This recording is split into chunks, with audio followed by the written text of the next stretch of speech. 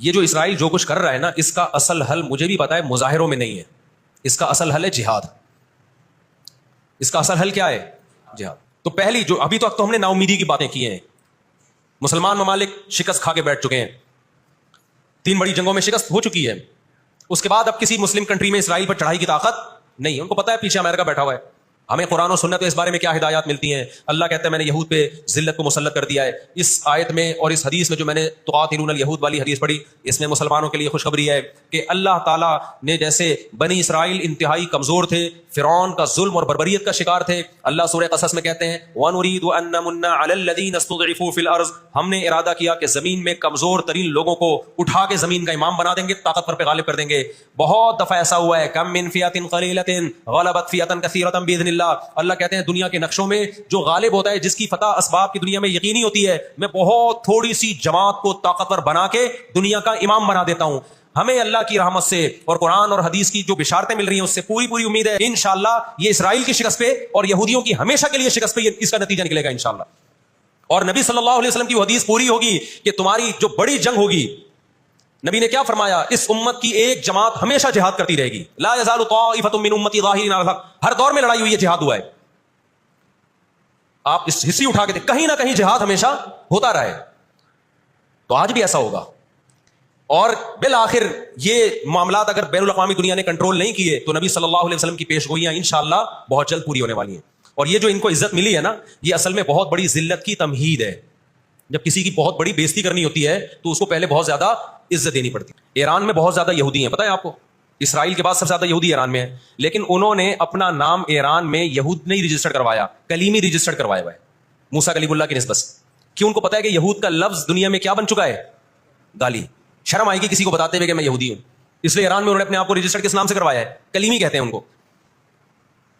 میں مانتا ہوں سارے یہودی ایسے نہیں ہوتے، میں نے پہلے وضاحت کر دی، ہمیں یہودیوں سے دشمنی نہیں ہے، کیونکہ قرآن جہاں یہودیوں کی برائی بیان کرتا ہے وہاں قرآن یہ بھی کہتا ہے لیسوا سواء، سارے ایک جیسے نہیں ہیں.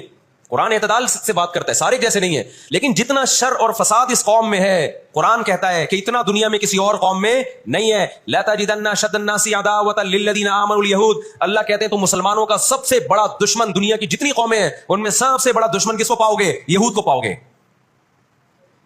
اس کے بعد مشرکین کو پاؤ گے، اور اسلام کے سب سے زیادہ قریب تم کس کو پاؤ گے؟ نصارہ کو، عیسائیوں کو پاؤ گے. تو آپ صلی اللہ علیہ وسلم نے فرمایا کہ تقاتلون الیہود، تمہاری جنگ کس سے ہوگی؟ یہود سے ہوگی. دجال کس کا سپورٹر ہوگا؟ بولتے کیوں نہیں؟ ابھی تو دجال آیا نہیں ہے اور آپ نے بولنا چھوڑ دیا ہے. جب آئے گا تو پھر تو اچھوں کی بولتی بند ہو جائے گی. کس کا سپورٹر ہوگا وہ؟ ہاں میں عرض کر رہا تھا کہ ہم جب قرآن پڑھتے تھے ضربت علیہم الذلہ، قرآن کہتے ہیں ہم نے ذلت ان کے اوپر دے ماری ہے ان فسادوں کی وجہ سے جو یہ کرتے رہے ہیں دنیا میں، ان فسادات کی وجہ سے. ہم جب پڑھتے تھے ہم کہتے تھے اللہ آج تو یہودی ذلیل نہیں ہے. اسرائیل کتنا پاورفل ہے کہ گچی کس کی پکڑی ہوئی ہے اس نے؟ امریکہ کی.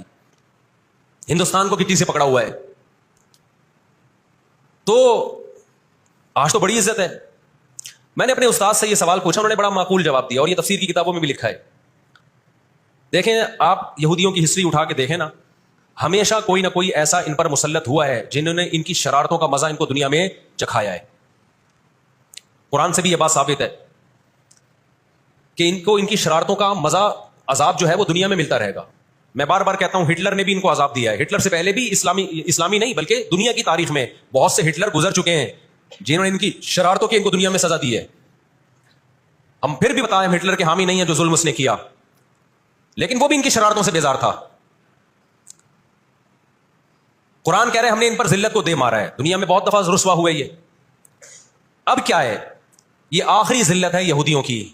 آپ کو معلوم ہونا چاہیے جب دنیا میں کسی کو بہت زیادہ ذلیل کیا جاتا ہے نا تو پہلے اس کو عزت دی جاتی ہے. کسی کے گلے میں آپ جوتوں کا ہار پہنا دو، یہ بھی ایک ذلت ہے. اور ایک طریقہ یہ 3 پیس سوٹ ٹائی میں آپ اس کو صدارت کی کرسی پہ بٹھائیں اور پھر آپ اس کو جوتوں کا ہار پہنا دیں. بتاؤ کون سی بڑی ذلت ہے؟ یہ دوسری ذلت پہلی ذلت سے بڑی ہے. پوری دنیا میں مار کھانے کے بعد نا اپنی شرارتوں کی وجہ سے آج اللہ نے ان کو ایک تھوڑی سی حکومت دی ہے. ایک چھوٹا سا کنٹری، آپ اگر اسرائیل کو نقشے میں دیکھیں گے تو کراچی بھی بڑا ہے اسرائیل سے. اتنا چھوٹا ملک، اتنا چھوٹا ملک، اور تعداد بھی بہت تھوڑی. اللہ نے انہیں کچھ وقت پنپنے دیا ہے.